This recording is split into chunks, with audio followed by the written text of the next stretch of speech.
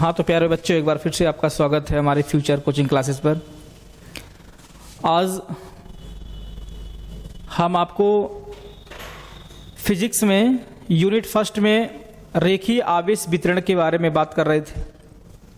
अभी आपने देखा करीब 5 पार्ट में या 5 वीडियो में हमने आपको आवेशों के बारे में जो जानकारियाँ दी, जिसमें आपका आवेश क्या था, कूलाम का नियम क्या है, किसी बिंदु आवेश कारण लगने वाला वैद्युत बल व वैद्युत क्षेत्र की तीव्रता क्या होती है, और अच्छे स्थिति में निरक्षीय स्थिति में वैद्युत द्विध्रुव के बारे में बताया गया। आज हम बात करेंगे सतत आवेश वितरण की। किसकी बात करेंगे बेटा? सतत आवेश वितरण की, कि किस तरीके से आवेश किसी वस्तु पर एक समान रूप से फैलता है। वितरण का मतलब होता है फैलना, सतत का मतलब होता है समान रूप से। समान रूप से जब कोई आवेश किसी वस्तु के पृष्ठ पर फैलता है तो उसको सतत आवेश वितरण कहा जाता है। ठीक है, तो चलिए आज इसको विस्तार पूर्वक देखिए।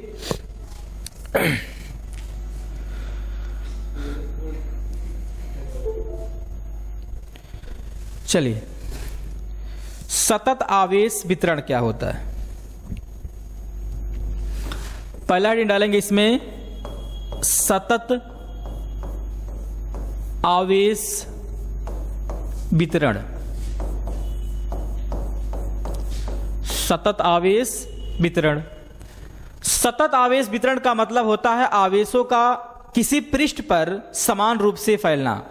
जब किसी पृष्ठ को जब किसी वस्तु को आवेश किया जाता है, जब किसी वस्तु को आवेश दिया जाता है तो वह आवेश उस वस्तु के पृष्ठ पर, पृष्ठ का मतलब होता है ऊपरी तल, ऊपरी तल पर क्या होता है? समान रूप से वितरित हो जाता है।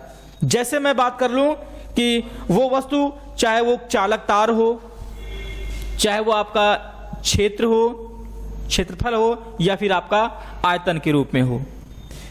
इसमें जब हम इस चालक तार को आवेशित करते हैं, आवेश देते हैं, तो यह आवेश जो होता है इस चालक पर समान रूप से वितरित हो जाता है, जिसको हम लोग क्या बोलते हैं? सतत आवेश वितरण कहते हैं। इन वस्तुओं पर जो है, इन वस्तुओं के पृष्ठों पर फैलता है आवेश, जिसको क्या बोला जाता है?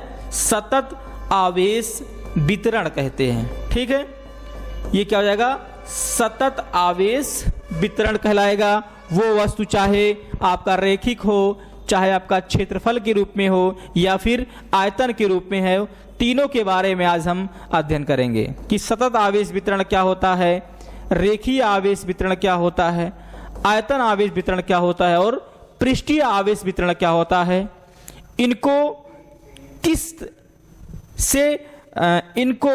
किससे प्रदर्शित किया जाता है, उनका बीमा क्या होता है, उनकी मात्रा क्या होती है, या इनके कारण किसी बिंदु पर लगने वाले वैद्युत बल के बारे में भी आज ही अध्ययन करेंगे। ठीक है, तो चलिए लिखिए, सतत आवेश वितरण में क्या लिखेंगे?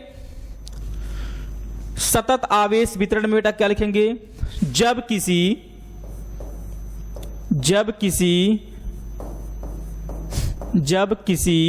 वस्तु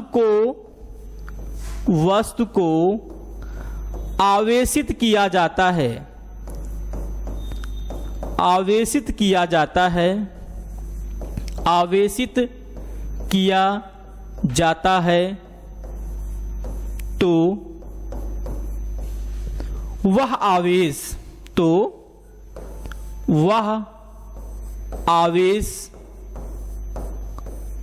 उस वस्तु के पृष्ठ पर, उस वस्तु के पृष्ठ पर समान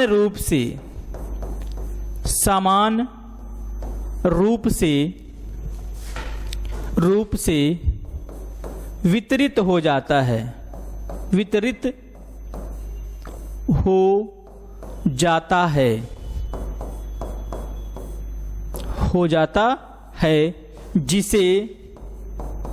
जिसे सतत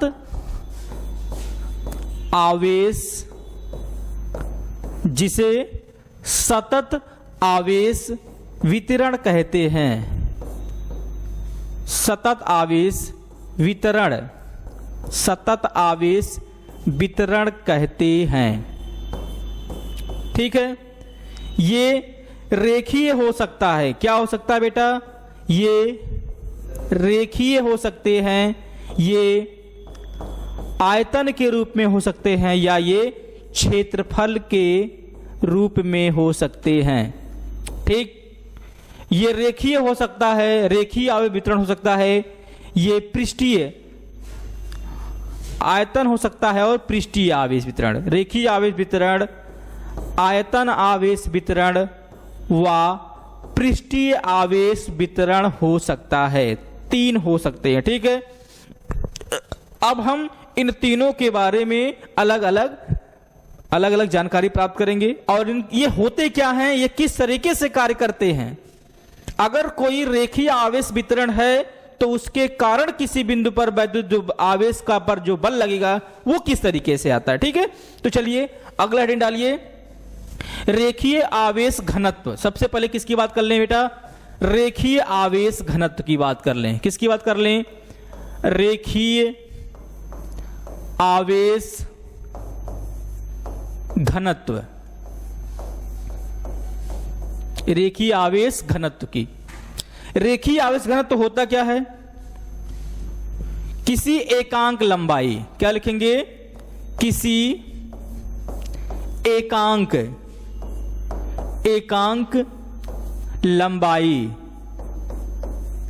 लंबाई की क्षण अथवा तार में, एकांक लंबाई की क्षण अथवा तार में उपस्थित आवेश की मात्रा को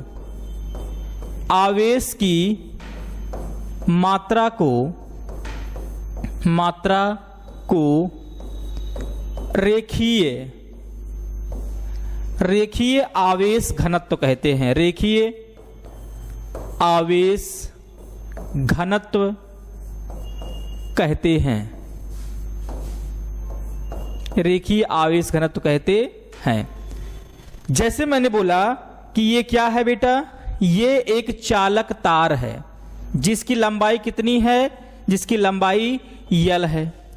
इस चालक पर यदि हम कोई आवेश दें तो वह आवेश इस चालक पर समान रूप से इसके पृष्ठ पर फैल जाता है। किसी एकांक लंबाई की क्षण अथवा तार में उपस्थित आवेशों की मात्रा को रेखीय आवेश घनत्व कहते हैं। ठीक है, इसे क्या करते हैं बेटा? इसे लैम्डा से प्रदर्शित, इसे लैम्डा से प्रदर्शित करते हैं। इसे लैम्डा से क्या करते हैं? प्रदर्शित करते हैं। माना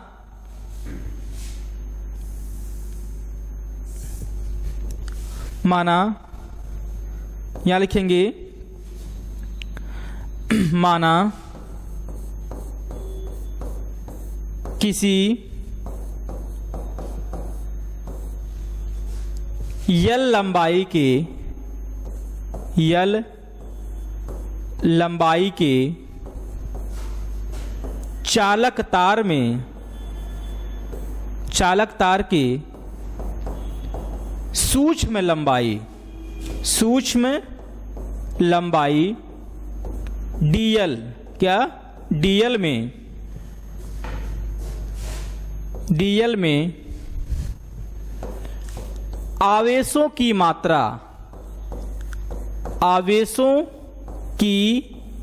मात्रा क्या हो बेटा? dq हो तो रेखीय आवेश घनत्व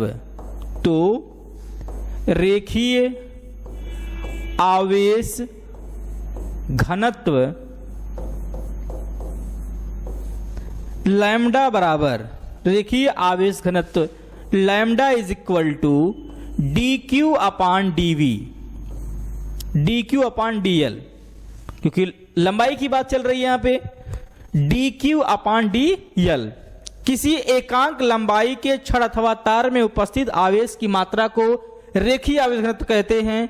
यदि ये आपका चालक तार है, इसकी लंबाई L है, और इसको हम यदि प्लस क्यू आवेश दें तो जो यह आवेश है इसके पृष्ठ पर समान रूप से फैल जाता है, जिसको हम क्या कहते हैं, Q। यदि इस चालक तार की सूक्ष्म लंबाई क्या हो बेटा, dl हो, तो इस dl सूक्ष्म लंबाई पर आवेशों की संख्या कितनी हो जाएगी, dq हो जाएगी, और इसी के अनुपात को क्या बोलते हैं, रेखीय आवेश घनत्व कहा जाता है। ठीक है, चलिए अब हम इसके बीमा और मात्रक की बात कर लें। रेखीय आवेश घनत्व की बीमा और मात्रक। ठीक, रेखीय आवेश घनत्व की बीमा और मात्रक की, तो यहां पर लिखेंगे लैम्डा या रेखीय आवेश घनत्व। क्या बोलेंगे, रेखीय आवेश घनत्व। रेखीय आवेश घनत्व क्या, लैम्डा की बीमा या मात्रक। बीमा और मात्रक की बात कर रहे हैं, तो चलिए निकालते हैं। सबसे पहले इसकी बीमा निकालते हैं। क्या निकालते हैं, बीमा। किसकी बीमा, लैम्डा की बीमा। लैम्डा का मतलब रेखीय आवेश घनत्व की बीमा। चलिए अभी आपने देखा कि लैम्डा इज इक्वल टू क्या है फार्मूले में, lambda is equal to d q upon d l. D q upon d l. आवेश का मात्रक, आवेश की बीमा क्या होता है बेटा, एटी। आवेश की बीमा क्या होती है, एटी होता है, और लंबाई की बीमा क्या होती है, यल। यल अपने की पावर में यहां कितना है बच्चा, 1 है। जब ये यल नीचे से ऊपर जाएगा, जब ये यल नीचे से ऊपर जाएगा तो इसका जो चिन्ह है वो बदल जाएगा। ये पॉजिटिव है, ऊपर जाके निगेटिव बन जाएगा। तो यहां से lambda is equal to A T L की पावर माइनस में 1 आ जाएगा। ये जो है आपका रेखीय आवेश घनत्व की क्या है, बीमा है। अब बात कर ले मात्रक की। लैम्डा की मात्रक, बात कर लें किसकी, मात्रक की। अभी आपने देखा lambda is equal to d q upon d l. Lambda is equal to आवेश का जो मात्रक होता है वो क्या होता है बेटा, कूलाम। आवेश का मात्रक कूलाम, और लंबाई का जो मात्रक होता है वो क्या होता है, मीटर। कूलाम, आवेश का मात्रक कूलाम, लंबाई का मात्रक क्या हो जाएगा, मीटर। तो इसकी बीमा क्या, इसका मात्रक क्या आ गया बेटा, इसका मात्रक है कूलाम प्रति मीटर। क्या आ गया इसका बीमा और मात्रक, कूलाम प्रति मीटर आ गया। रेखीय आवेश घनत्व की जो बीमा है ए टी एल की पावर -1, जबकि इसका मात्रक क्या हो जाएगा, कूलाम प्रति मीटर हो जाएगा। ठीक है, चलिए आगे देखते हैं पृष्ठीय आवेश घनत्व। अगला हेडिंग डालेंगे पृष्ठीय आवेश घनत्व।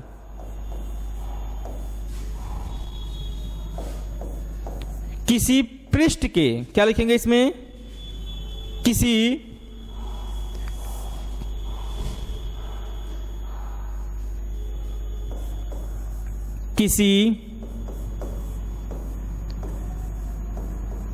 पृष्ठ के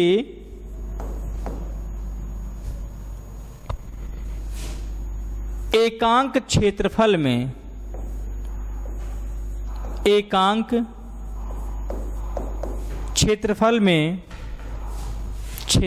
में उपस्थित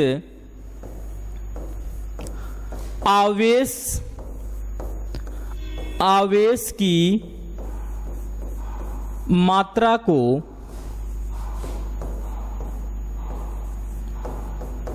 पृष्ठीय आवेश घनत्व,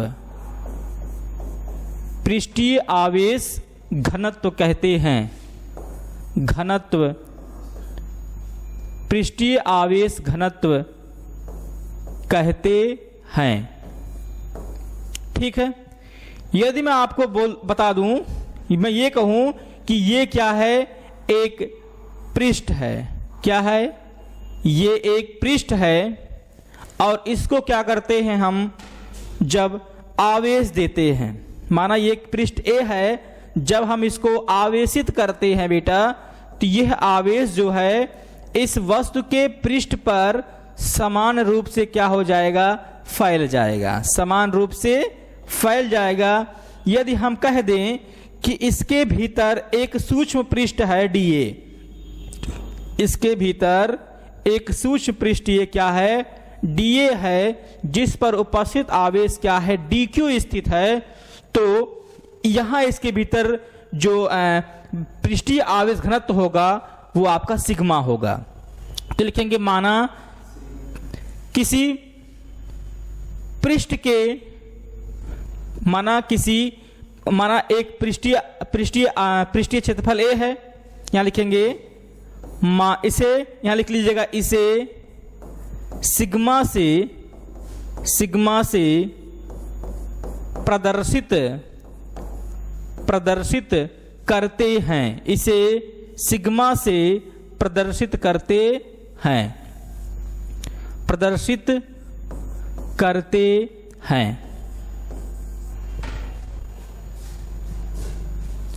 माना किसी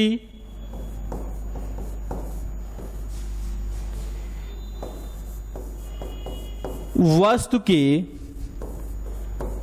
सूक्ष्म पृष्ठ डीए में उपस्थित आवेश क्या हो, उपस्थित आवेश dq हो, तो पृष्ठीय आवेश घनत्व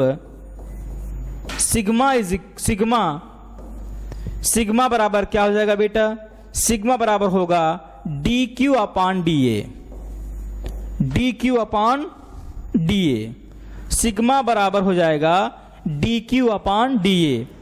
sigma is equal to dq by dA। ठीक है, ये फार्मूला हो जाएगा। क्या है ये पृष्ठीय आवेश घनत्व है और पृष्ठीय आवेश घनत्व को हम सिग्मा से प्रदर्शित करते हैं। चलिए हम इसका बीमा और मात्रक निकालते हैं। तो पृष्ठीय आवेश घनत्व की बीमा क्या होगी, सिग्मा की बीमा, सिग्मा मतलब पृष्ठीय आवेश घनत्व। अभी आपको पता चला सिग्मा बराबर क्या होता है, dq by dA, dq by dA। अब यहां पे आवेश का बीमा क्या हो जाएगा, AT। अब की बार ये क्षेत्रफल है, इसका मान जो होता है लंबाई गुणे चौड़ाई, लंबाई की बीमा L, चौड़ाई की बीमा L, तो इसका हो जाएगा L स्क्वायर। कोई भी मान जब नीचे रहेगा ये पावर में +2 है, जब ये नीचे से ऊपर जाएगा तो इसका जो चिन्ह है वो बदल जाएगा, यहां पॉजिटिव है, ऊपर जाके क्या हो जाएगा, नेगेटिव बन जाएगा। तो sigma is equal to ATL की पावर -3। ये किसकी बीमा आ गई, ये है पृष्ठीय आवेश घनत्व की बीमा, ATL की पावर -3। और यहां L ये बताता है कि ये कौन सा पृष्ठ है, ये क्या है, आवेश कहां वितरित हो रहा है, आवेश एक पृष्ठ पर वितरित हो रहा है। कहां वितरित हो रहा है, आवेश एक पृष्ठ पर वितरित हो रहा है। अब बात कर लें इनकी मात्रक की, सिग्मा का मात्रक। अभी आपने देखा sigma is equal to dq by dA, dq by dA। यहां से आवेश का मात्रक क्या हो जाएगा बच्चा, कूलाम, आवेश का मात्रक कूलाम, और क्षेत्रफल का मात्रक क्या हो जाएगा, मीटर स्क्वायर। क्षेत्रफल का मात्रक मीटर स्क्वायर हो जाएगा। जब इसकी मात्रक के बारे में बात करेंगे तो लिखेंगे कूलाम प्रति मीटर स्क्वायर। कूलाम प्रति मीटर स्क्वायर ये पृष्ठीय आवेश घनत्व की क्या है, मात्रक है। कूलाम प्रति मीटर स्क्वायर। मीटर स्क्वायर जो होता है वो क्षेत्रफल का मात्रक है, इसलिए लंबाई गुणे चौड़ाई उसमें आता है, क्योंकि क्षेत्रफल जो है वो सदिश राशियों से मिलकर बना है। सदिश राशियों का मतलब है कि आपको पता है कि मूल राशियां कितनी होती हैं, 7। मूल राशियों की सहायता से जो राशियां बनाई जाती है उसको व्युत्पन्न राशियां बोलते हैं, जो मूल राशियों की सहायता से बोली जाती है। ठीक है, चलिए आगे देखिए। अब की बार देखेंगे आयतन आवेश घनत्व।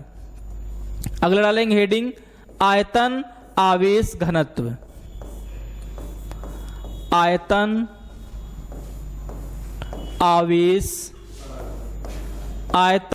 आवेश घनत्व।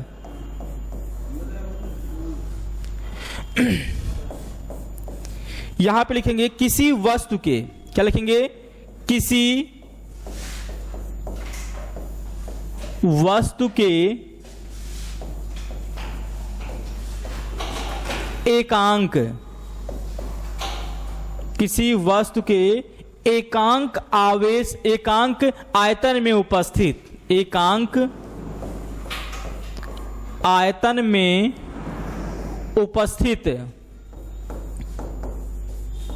उपस्थित आवेशों की मात्रा को, आवेशों की मात्रा को, आवेशों की मात्रा को क्या बोलते हैं बेटा, आयतन, आयतन आवेश घनत्व कहा जाता है। आयतन आवेश, आयतन आवेश घनत्व कहते हैं। आयतन आवेश घनत्व कहते हैं।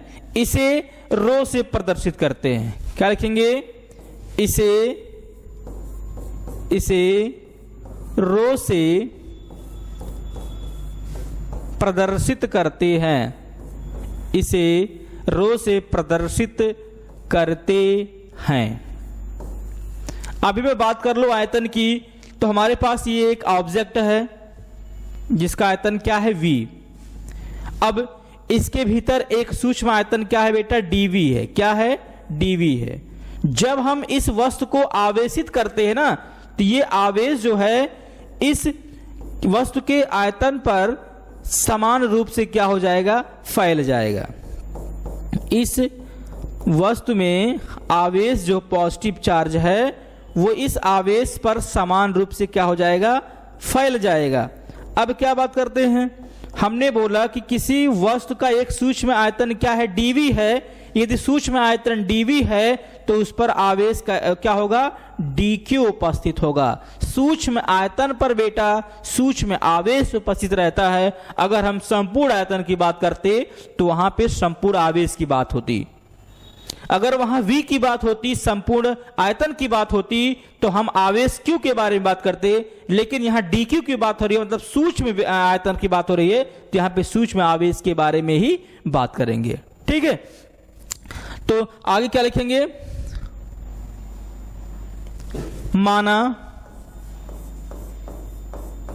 माना किसी वस्तु का एकांक आयतन, एकांक आयतन dv में उपस्थित आवेश, dv में उपस्थित आवेश क्या हो, dq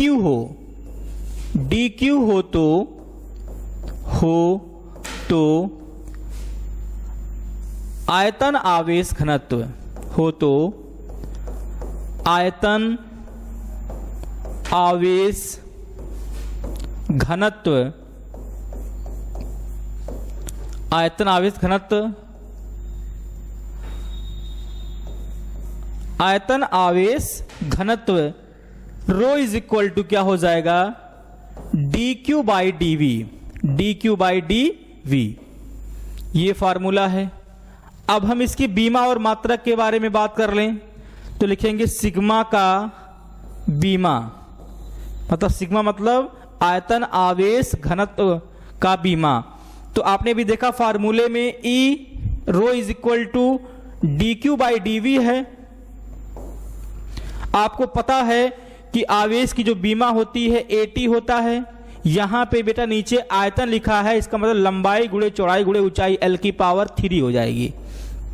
अब ये एल नीचे से जब ऊपर जाएगा तो क्या बन जाएगा, ये इसका जो घात है, घात पे जो चार्ज लगा है वो बदल जाएगा, तो ये हो जाएगा आपका ए टी एल की पावर -3।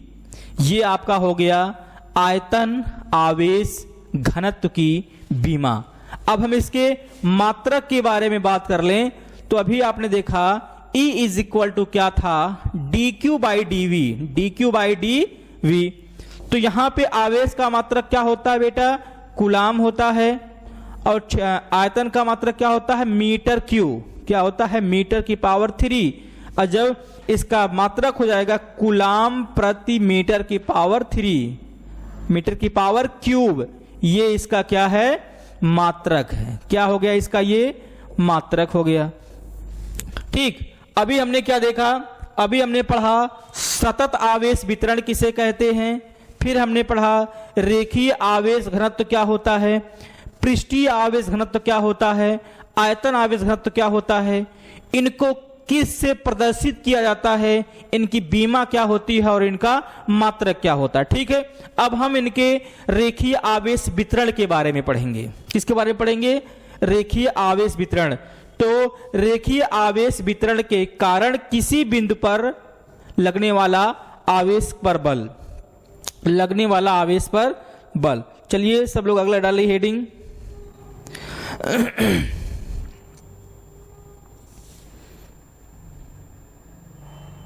किसी बिंदु आवेश पर बल, रेखीय आवेश वितरण के कारण किसी बिंदु आवेश पर बल। पहला डालिए हेडिंग, रेखीय आवेश वितरण के कारण। हेडिंग है पहला, रेखीय आवेश वितरण के कारण।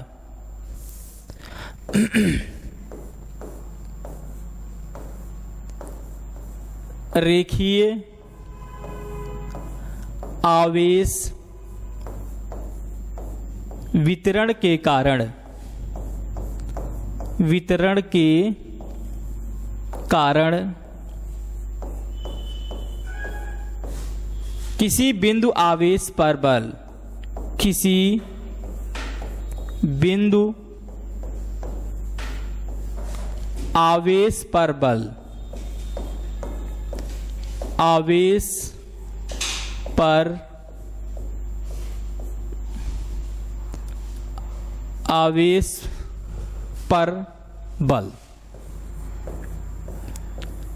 आवेश पर बल। किसी रेखीय आवेश वितरण के कारण किसी बिंदु आवेश पर बल निकालना है। ठीक है, तो चलिए देखिए, सबसे पहले हम क्या देखेंगे, इसका फिगर देखिए ध्यान से बिल्कुल।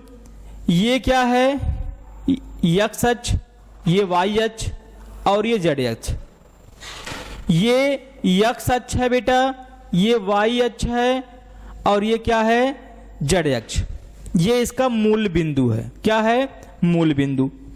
अब यहां पे एक चालक तार रखा है, यहां पे एक क्या है, चालक तार है, जिसको हम प्लस क्यू आवेश देते हैं तो वह आवेश इस चालक पर समान रूप से फैल जाता है। क्या हो जाता है, समान रूप से फैल जाता है बेटा। जिसकी लंबाई कितनी थी, यल थी। हमने कहा कि इस चालक तार की एक सूक्ष्म लंबाई क्या है, dl है। यहां से लेके यहां तक की जो सूक्ष्म लंबाई है वो क्या है, dl है, जिस पर आवेश dq उपस्थित है बेटा। ये बिंदु क्या है, a है। यहां पे एक बिंदु क्या है, यहां पे एक बिंदु क्या है बेटा, b है। अब क्या करते हैं, हम इसको यहां से मिलाते हैं और इसको यहां से मिला के यहां से लगाते हैं। अब यहां से ये मान लीजिए कि मूल बिंदु क्या है, ओ से बिंदु ए की जो स्थित सदिश है वो वेक्टर r है, इसकी जो स्थित सदिश है वो वेक्टर r1 है। क्या है बेटा? वेक्टर r1 है। कहेंगे कि माना एक चालक तार x और y अक्ष पर स्थित है। माना यह लंबाई का एक चालक तार, क्या लिखेंगे? माना यल लंबाई का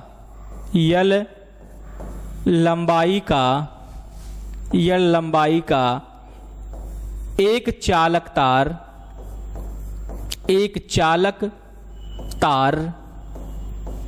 x और y अक्ष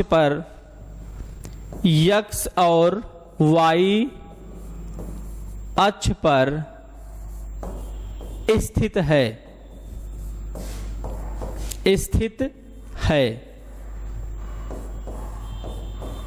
जिसको प्लस क्यू आवेश से, प्लस क्यू कहां से बेटा? प्लस क्यू आवेश से आवेशित करने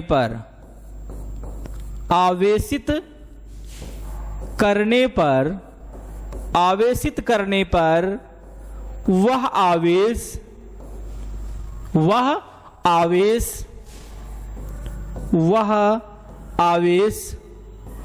उस चालक तार के पृष्ठ पर, उस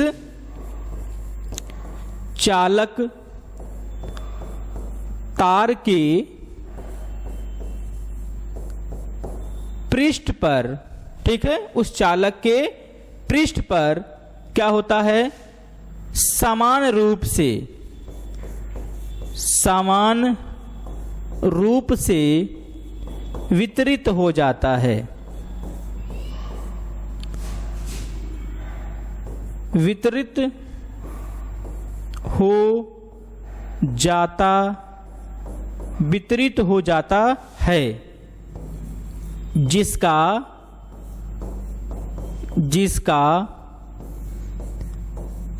रेखीय आवेश घनत्व क्या है बेटा? लैम्डा है। और लैम्डा बराबर क्या होता है बच्चा? लैम्डा इज इक्वल टू होता है dq अपान dl। इतनी बात समझ में आई? dq अपान dl होता है, ठीक है। चलिए, ये लिखा है माना यह लंबाई का एक चालक तार x और y अक्ष पर स्थित है, जिसको प्लस क्यू आवेश से आवेशित करने पर वह प्लस क्यू आवेश उस चालक के पृष्ठ पर समान रूप से वितरित हो जाता है, समान रूप से फैल जाता है, ठीक है। फैल जाता है, जिसका रेखीय आवेश घनत्व क्या है बेटा? लैम्डा है। लैम्डा क्या होता है? रेखीय आवेश घनत्व होता है, जिसका formula lambda is equal to dq upon dl होता है, ठीक। चलिए आगे देखते हैं, आगे क्या हो जाएगा। यहां पे लिखेंगे उस चालक तार की सूक्ष्म लंबाई, उस चालक तार की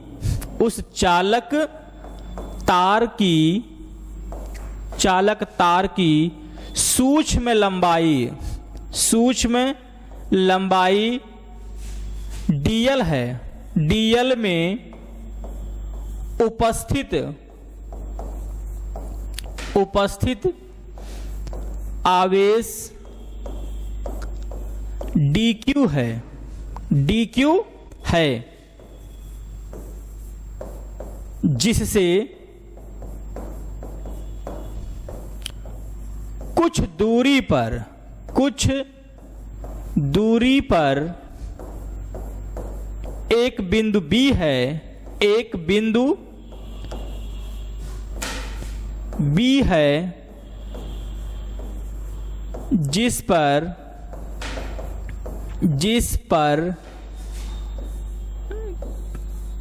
Q0 आवेश, Q0 क्या है? Q0 आवेश क्यू नॉट आवेश उपस्थित है। क्यू नॉट आवेश क्या है? उपस्थित है। जिससे कुछ दूरी पर उस बिंदु B पर एक परीक्षण आवेश क्यू नॉट उपस्थित है जिस पर हमें बल ज्ञात करना है। जिस पर हमें बल ज्ञात करना है, ज्ञात करना है। ठीक, जिस पर हमें बल क्या करना है बेटा? ज्ञात करना है। तो चलिए अब हम यहां बात कर लें इसकी इनके सदिशों के बारे में बात कर लें तो क्या हो जाएगा ये? यहां देखिए इनकी स्थिर सदिश के बारे में बात कर लें। ओ से अभी थोड़ी आगे लिखिए, ओ से ए की स्थिर सदिश, ओ से ए की स्थित सदिश क्या बेटा? आर है, वेक्टर आर, तथा ओ से बी की, ओ से बी की स्थित सदिश क्या हो जाएगा? स्थित सदिश क्या हो जाएगा बेटा? वेक्टर R1 है, वेक्टर R1 है। इसलिए जब हम क्या निकालेंगे? इसलिए जब हम A और B निकालेंगे तो क्या हो जाएगा? हम यहां लिखेंगे OA की जो स्थिर सदिश है वो क्या है बेटा? R है। OB की जो स्थिर सदिश है वो क्या है? वेक्टर R1 है। इसी प्रकार हम AB की जब दूरी निकालेंगे, AB की जब दूरी निकालेंगे बेटा तो क्या बन जाएगा? O vector OB minus vector OA। और आपको पता है कि vector AB is equal to vector OB का मान क्या है? वेक्टर R1 है। और वेक्टर OA का मान क्या है? R है। तो A से B की जो स्थिर सदिश निकल के आ गई vector R1 minus vector R, vector R1 minus vector R, ये AB की स्थिर सदिश है। क्या है? AB की स्थिर सदिश है, ये OB की। देखिए यहां पे ध्यान से, जो आपका आया है vector R1 minus vector R, ये इसकी स्थिर सदिश है। और ये जो ये हैं वो इनके बीच की स्थिर सदिश है। जो यहां पे आया है vector R1 minus vector R, ये इनके बीच की क्या है बेटा? स्थिर सदिश है। ठीक है, चलिए आगे देखते हैं। अब यहां पे क्या लिखेंगे? dq आवेश के कारण लिखेंगे, dq आवेश के कारण, dq आवेश के कारण q नॉट पर लगने वाला बल, लगने वाला बल सब सूक्ष्म है ना? यहां पे सब सूक्ष्म दिया गया है। तो बल कितना कार्य करेगा? वेक्टर DF, वेक्टर DF बल कार्य करेगा ना? यहां पे भाई सूक्ष्म है तो सूक्ष्म बल भी लगेगा। सूक्ष्म आवेशों के बीच में सूक्ष्म बल कार्य करता है। ठीक है, DQ सूक्ष्म आवेश के बारे में बात हो रहा है, तो वेक्टर DF सूक्ष्म बल के बारे में बात होगा। तो यहां पे क्या हो जाएगा? देखिए यहां पे दो आवेश हैं। कूलाम के नियम में बेटा आपको पढ़ाया गया था कि ये Q1 है, ये Q2 है, ये एक दूसरे से R दूरी पर हो तो इनके बीच जो बल कार्य करेगा F is equal to 1/4 pi epsilon naught Q1 Q2 होता था ना बेटा? Q1 Q2 होता था ना ये। लेकिन यहां पे आवेश अलग अलग है, यहां पे DQ है, यहां पे Q0 है। तो जहां Q1 Q2 है वहां पे DQ Q0 लिखेंगे। कोई दिक्कत किसी बच्चे को? कोई दिक्कत किसी बच्चे को? जहां पे Q1 Q2 है वहां पे DQ Q0 लिखा जाएगा। ठीक है, कोई दिक्कत किसी बच्चे को तो कमेंट करिए। ठीक, चलो आगे देखो।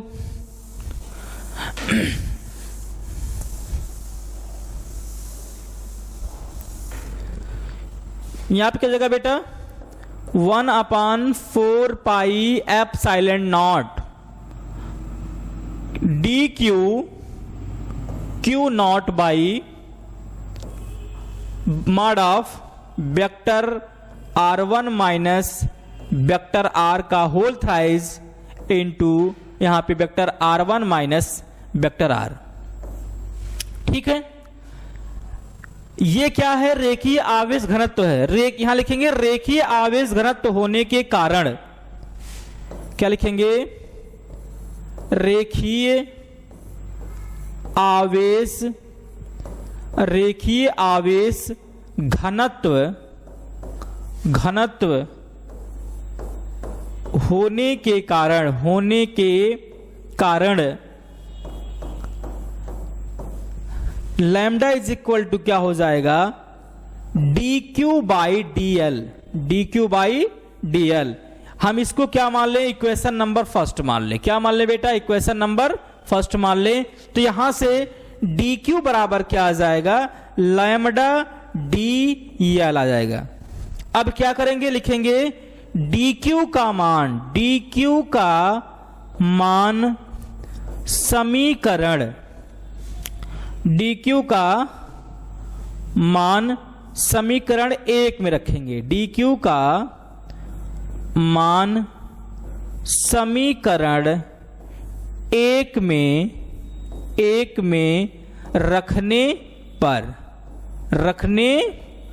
पर, ठीक है, समीकरण 1 में रखने पर किसका मान बेटा? dq का मान। और dq का मान है क्या? Lambda dl। ओके, चलिए आगे चलते हैं। हमारा इक्वेशन फर्स्ट क्या है?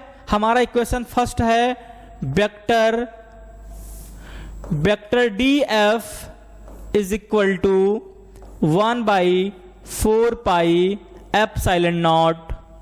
यहां पे क्या हो जाएगा?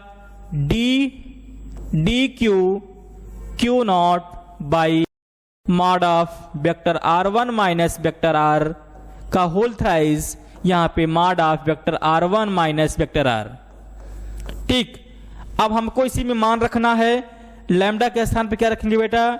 लैम्डा के स्थान dq के स्थान पे क्या रखा जाएगा? Lambda dl। तो यहां पे लिखेंगे vector df is equal to 1/4 pi epsilon naught. dq के स्थान पे हो जाएगा lambda dl q naught by vector r1 minus r vector r का होल थ्राइज, यहां पर जाएगा vector r1 minus vector r। ठीक, मेरी बात सबको समझ में आई? अब क्या लिखेंगे? संपूर्ण आवेश के कारण लगने वाला बल। लिखेंगे संपूर्ण आवेश के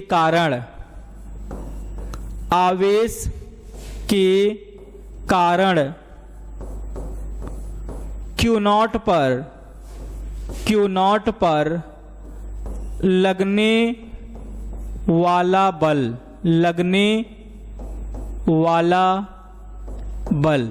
क्या हो जाएगा बेटा? अब संपूर्ण आवेश के बारे में बात कर रहा है, तो यहां पे F लिखेंगे।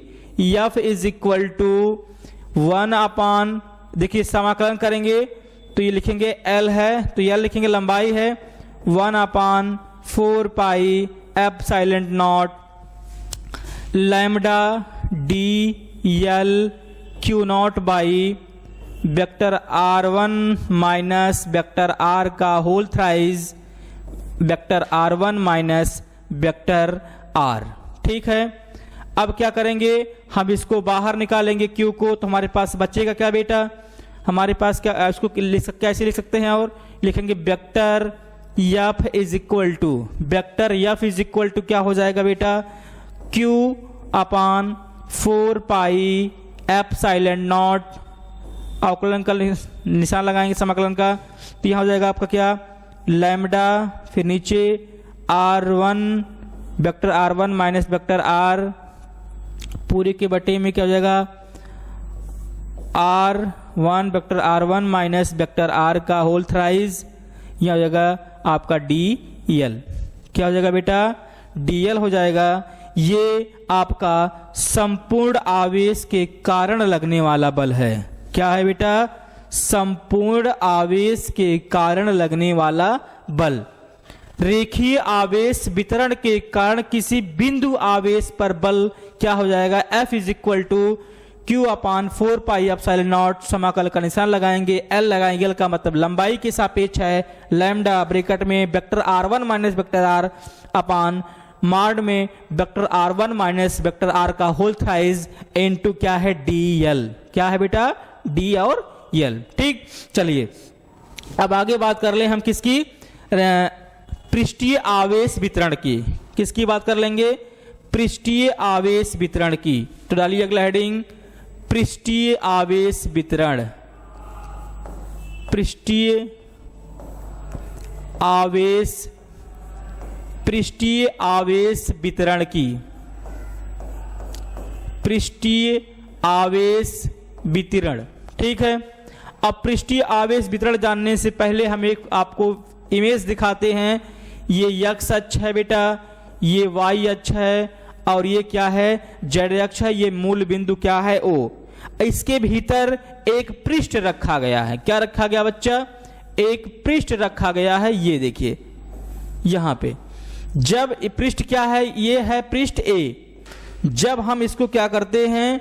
आवेश देते हैं, तो यह आवेश इसके पृष्ठ पर समान रूप से क्या हो जाएगा बेटा? फैल जाएगा, जिसके भीतर एक सूक्ष्म पृष्ठ क्या है? DA है। ये क्या है बेटा? DA है। तो आवेश जो है इसके पृष्ठ के भीतर समान रूप से क्या हो जाएंगे? फैल जाएंगे, और उस पृष्ठ का एक सूक्ष्म अवयव क्या है? DA है।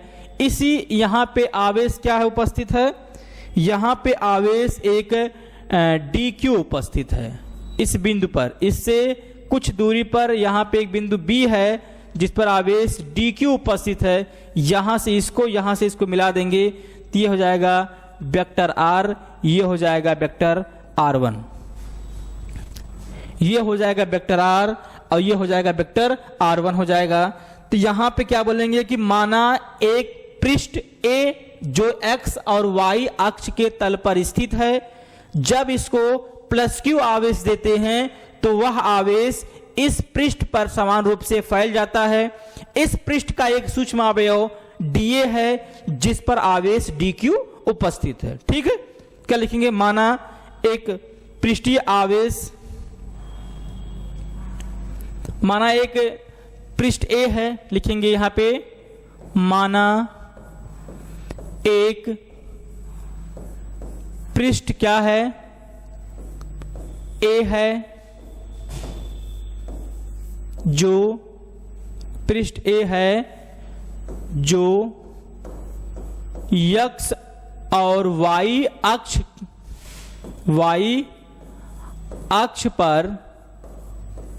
पर स्थित है, जिसको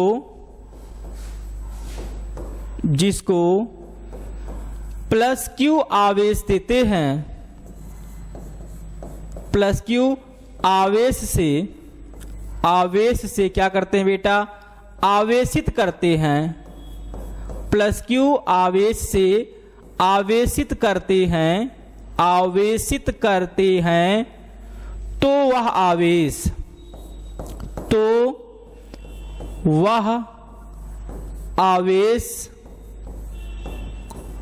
उस पृष्ठ पर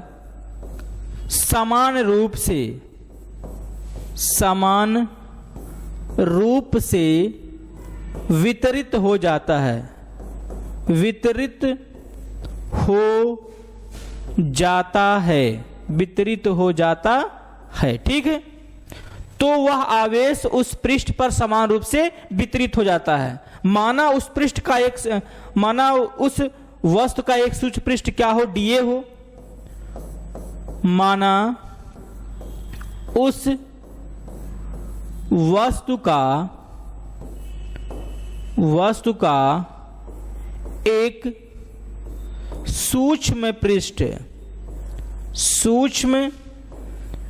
पृष्ठ क्या हो? DA हो तो उस पृष्ठ पर DA हो तो उस पृष्ठ पर उपस्थित आवेश DQ होगा। पृष्ठ पर उपस्थित आवेश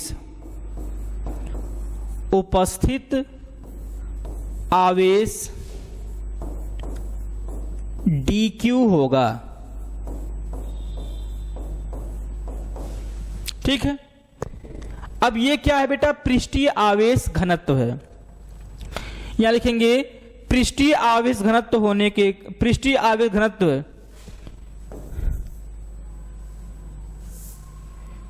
जिससे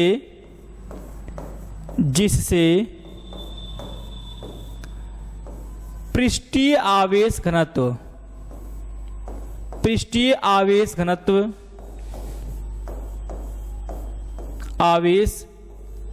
घनत्व सिग्मा होगा। और सिग्मा बराबर क्या होता है बेटा? सिग्मा बराबर क्या होता है? DQ by DA। उस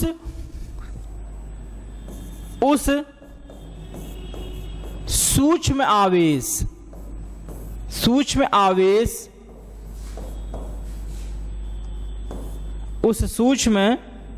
आवेश DQ से कुछ दूरी पर एक परीक्षण आवेश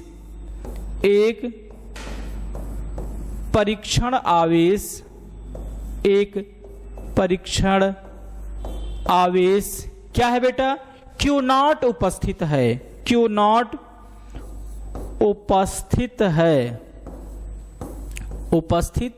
है।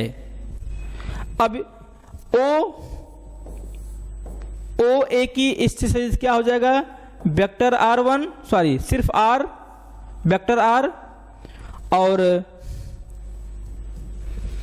OB की स्थिति सदिश क्या हो जाएगा बेटा? वेक्टर R1 हो जाएगा। तो जब हम क्या निकालेंगे? AB की स्थिति सदिश निकालेंगे तो क्या हो जाएगा? OB, vector OB minus vector OA, vector OB minus vector OA। अब आपको पता है कि वेक्टर OB का मान क्या है? वेक्टर R1 है, और इसका मान क्या है? वेक्टर R है। तो इनका OB क्या मान किया जाएगा? Vector R1 minus vector R। ठीक है। तो चलिए आगे देखते हैं। तो यहां क्या लिखेंगे? प्लस Q आवेश के DQ आवेश के कारण Q0 पर लगने वाला बल। ठीक है। तो यहां क्या लिखेंगे? DQ आवेश के कारण, DQ आवेश के कारण Q0 पर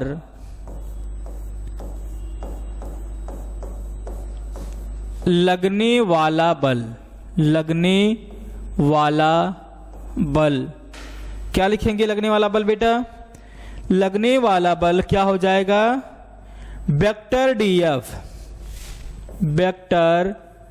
DF is equal to 1/4 pi epsilon naught DQ Q0 by mod of vector R1 minus vector R का whole thrice into vector R1 minus vector R, vector R1 minus vector R। अभी आपको बताया कि ये कौन सा घनत्व है बेटा? पृष्ठीय आवेश घनत्व है। पृष्ठीय आवेश घनत्व सिग्मा बराबर क्या होता है? DQ by DA। तो यहां से DQ बराबर क्या आ जाएगा बेटा? Sigma DA। ये इक्वेशन नंबर क्या मान लेंगे? फर्स्ट मान लेंगे। और क्या लिखेंगे? समीकरण एक में DQ का मान रखने पर जब DQ का मान रखेंगे तो क्या हो जाएगा? यहां पे क्या हो जाएगा? Vector F is equal to 1/4 pi epsilon naught, ठीक है। यह हो जाएगा sigma d A q not by mod of vector R1 minus vector R का whole thrice into mod of vector R1 mod of vector R, ठीक, ये हो जाएगा। अब उसके बाद क्या करेंगे, संपूर्ण आवेश के कारण बात हम कर लें किसकी, एक बार फिगर जरा देखिए सब लोग, तो एक बार आप लोग फिगर देखिए यहाँ पे, संपूर्ण आवेश के बारे में बात कर लें। अब इस छोटे पृष्ठ के बारे में बात नहीं कर रहे हैं, अब हम संपूर्ण पृष्ठ के बारे में बात करें, संपूर्ण के लिए जितना भी आवेश है सबके लिए। जब संपूर्ण आवेश के कारण क्यू नॉट पर बल लगेगा तो वहां पे वेक्टर डी एफ नहीं लिखेंगे, सिर्फ एफ लिखेंगे, ठीक है। चलिए सिर्फ एफ लिखेंगे तो क्या लिखेंगे, वेक्टर संपूर्ण आवेश के कारण, लिखिए संपूर्ण आवेश के कारण, संपूर्ण आवेश के कारण क्यू नॉट पर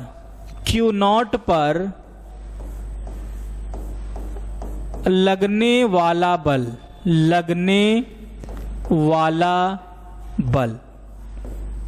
बल क्या हो जाएगा बेटा, तो यहां आप लिखेंगे सिर्फ vector F is equal to integral, यहां पे आपकी बात क्षेत्रफल है 1/4 pi epsilon nought sigma d l, sigma d A, क्या लिखेंगे, sigma d A, sigma d A q not by mod of R1 minus vector R का whole thrice into mod of R1 minus mod of R, ठीक। अब आगे क्या हो जाएगा, यहां से कॉमन क्या लेंगे, यहां से कॉमन हो जाएगा आपका q not by 4 pi epsilon nought integral, यहां देखिए क्षेत्रफल की बात हो रही थी, ए लगाएंगे, फिर यहां पे क्या लिखेंगे सिग्मा, फिर यहां mod of vector R1 minus vector R upon mod of vector R1 minus vector R का होल थ्राइज इनटू क्या हो जाएगा बेटा, डीए, क्या हो जाएगा, डीए। ये आपका रहा संपूर्ण आवेश के कारण किसी बिंदु पर लगने वाला वैद्युत बल, किसके कारण, संपूर्ण आवेश के कारण, ठीक है। तो आज इस वीडियो में आपको इतना ही जानकारी दिया जाएगा क्योंकि टाइम बहुत ज्यादा हो गया है। तो मुझे यकीन है कि आप लोग को ये अच्छी तरीके से समझ में आया होगा। अब फिर अगली वीडियो में हम आपको पढ़ाएंगे आयतन आवेश वितरण क्या होता है, उसके बाद एक समान वैद्युत क्षेत्र में वैद्युत द्विध्रुव को घुमाने में किया गया कार्य क्या होता है, उसके बाद 2 टॉपिक पढ़ाने के बाद आपका ये सिलेबस यूनिट फर्स्ट समाप्त हो जाएगा। उसके बाद हम फिर इस क्वेश्चन के एक न्यूमेरिकल को स्टेप बाय स्टेप आपको बताएंगे, किस तरीके से सवाल लगाए जाते हैं, लगाने का तरीका क्या होता है, ठीक है। चलिए फिर अगले वीडियो मिलेंगे, तब तक के लिए नमस्कार।